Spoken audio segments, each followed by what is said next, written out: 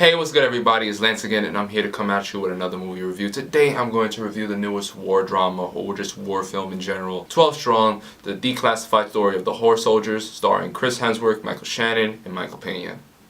Odds are we're not all gonna make it out of this one. If we don't take that city, World Trade Center's just the beginning. We're teaming up with the general of the Northern Alliance that we know nothing about. General, you show me exactly where we're going. Over the mountains. We take horses. All right, who's ridden before? Anyone? Summer camp when I was 9. Spring break, but I was pretty hammered. This film is the directorial debut of an advertisement Danish director by the name of Nikolai Fuchslig, if that's how you pronounce his last name. I'm not too sure. Anyway, this is basically your typical war film. If you guys are familiar with Lone Survivor, American Sniper, and films of that nature, this film has a lot of similarities, at least when it comes to like how it's directed and how it's portrayed. Chris Hemsworth, he's an army captain, and he leads his own special forces unit, and after the events of 9/11 he is inspired to come back into the military and just try to reclaim his team. Michael Shannon plays one of his officers, as well as Michael Pena. They set out on a mission as a retaliation against the Taliban and those who they believe that did this on their nation. Basically the first strike back at the War on Terror. It was a declassified story that wasn't announced until I believe the 2010s. These soldiers received no fanfare. They were not really known as much. Everything was kind of like hidden under wraps. However, the Taliban felt as if though this was like one of the worst defeats that they ever faced, and it was one of the biggest victories for Afghanistan and the Northern Alliance and just America in general, and in terms of that little story plot line that the film is based around. Politics aside, I'm just going to leave politics out of this equation.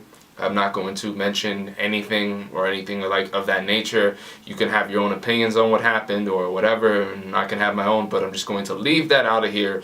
What I'm basically just going to be reviewing this film on is how it was filmed, how it was directed, how it was shot, and the acting, and things of that nature, the pacing and overall film as a movie. But with that being said, this is not a poorly directed film. I went in here with the lowest expectations possible. I figured, oh, a war film coming out in January, oh, this can't be good.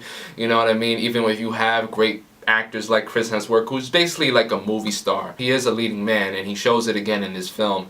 Every time he's on screen, you know, you're not bored. Michael Shannon plays another soldier in the Special Forces military, and what's funny is that I went into this thinking that I wasn't going to buy him as this military guy because I never really seen him as that before. I always see him as like the bad guy, the low-key bad guy, or just like somebody who's like in a supporting role. I believed him. I believed him as the Special Forces operative. I believed him as the soldier. Michael Pena was good too. Basically everybody was good in this film. Trevante Rhodes, he's actually pretty good here, even though he doesn't have anything really like to do in the film.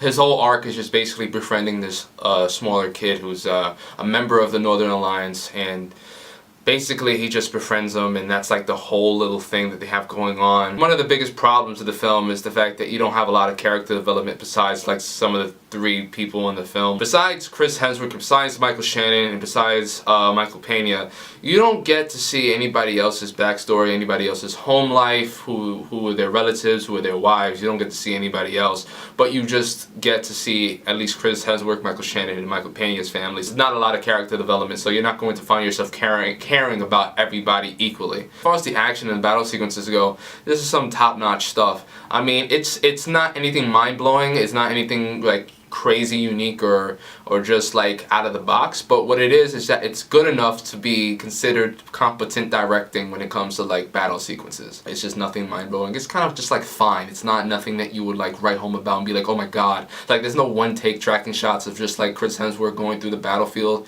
and just dodging bullets and just trying to like save people. Like there's nothing like that. It's just a lot of cuts. The cuts are meaningful and they make sense, and also the cinematography is really good too. It's shot really well. I don't know who the cinematographer was on this, but it was really good. I have to admit, it was one of the better looking war films I've seen in a while. Probably even better than American Sniper in terms of like cinematography. But overall, the film is fine. It's a fine war film that you could watch. If you have nothing else better to do with your time, go watch it. If I had to rate this movie from a scale of 1 to 10, I'd definitely just give it a 6 out of 10. Boom. there you go. Anyway, that's it for today's review. I'll come at you with another review, I guess, soon. Whatever comes out in January, I'll try to see. You know, hopefully I come back with another review very soon and with another movie. Hopefully I enjoy, and I'll talk to you guys about it more then. But anyway, have a good one, guys. Peace.